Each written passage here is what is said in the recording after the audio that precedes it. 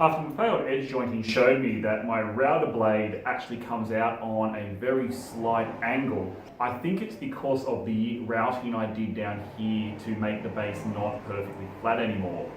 I do have something that is perfectly flat, this little bit of acrylic. Needed to find a use for it, so I brought out my blank, which luckily I saved when I made the perspex, and I'm going to trim up a new base for the router. It's going to be slightly thinner, so I'm going to have to figure out a way to mount it well in the table, which is built for 12mm, but that'll be the least of my problems. Let's cut this out and make a new one. Fortunately, I think my square cut is just long enough to let me get through here. If not, I'll go 90% of the way and then use the hacksaw to finish it off.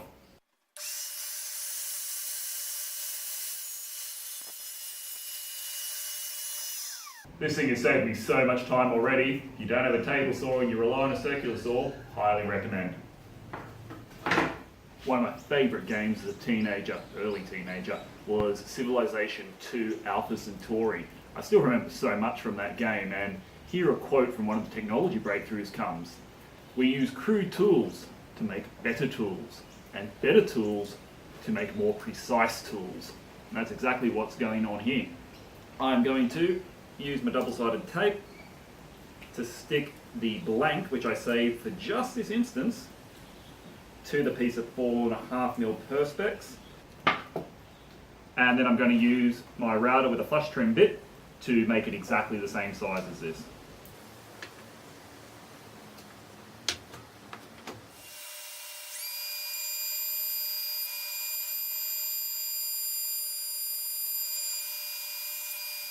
Okay, let's see how that went.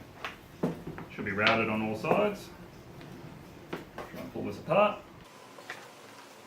It actually slipped once and I put extra tape on it. Gonna make my life tricky.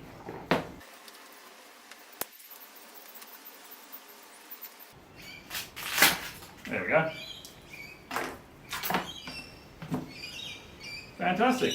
So that's a pretty good fit. Tiny bit tight at the moment. I'll just take the sander to it, and hopefully I'll have the start of the new base. Alright, so I've got the plunge base off the old table base, and here's where I think my problem was. When I routed out this bit here, I don't think it's perfectly level. Also, even though it's better than solid wood, this does still seem to warp and change size slightly depending on the weather, which the plastic won't do.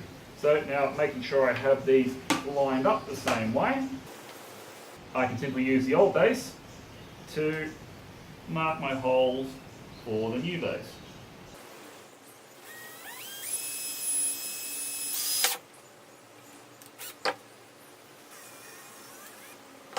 Drilling perspex is tricky.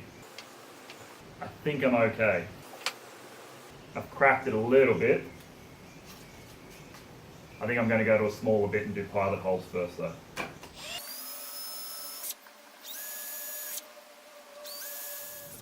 Luckily, countersinking them is easier than drilling them.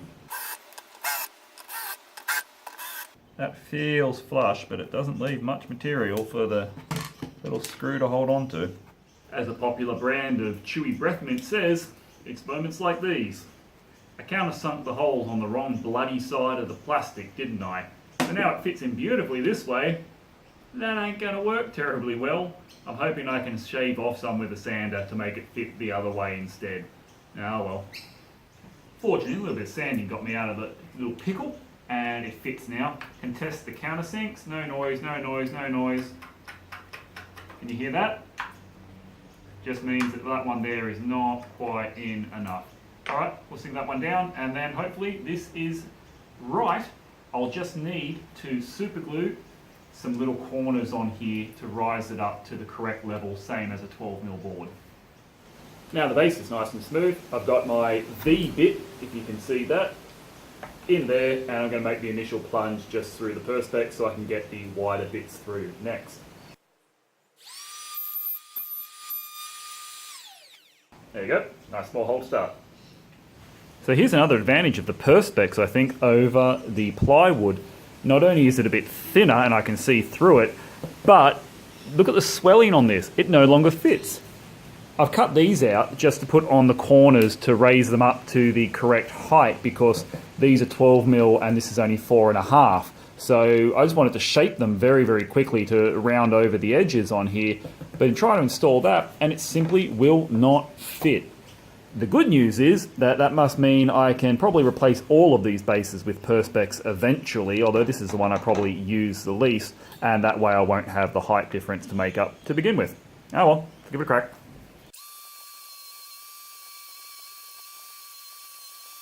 There we go, that's probably the first real demonstration I've given of just how well that works to shape small pieces of wood. And of course how much it burns, but don't care about these bits. That was much faster than using my hand sander. I'm just going to attach these with some super glue.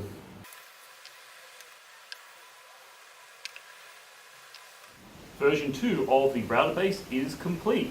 The perspex has been balanced up with these little bits of MDF stuck down, and then I've adjusted the screws. Yes, that does mean that when I use my other boards I'm going to have to adjust it, but honestly this is primarily a router table.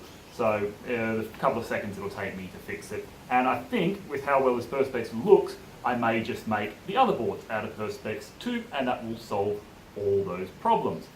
All of this work though will have been for naught unless that blade is now 90 degrees instead of the 87, 88 that it used to be. This is a perfectly flat material, so I'm hoping that when I run my test here, there is no daylight between the edge and the blade. Tell you what, there is daylight, but that's because the blade has some minor imperfections in it. However, compared to the old one, that is tops. I can't use it to correct my bugger ups on my current projects, but the next time I want to edge joint a board, here's hoping that's going to work a lot better.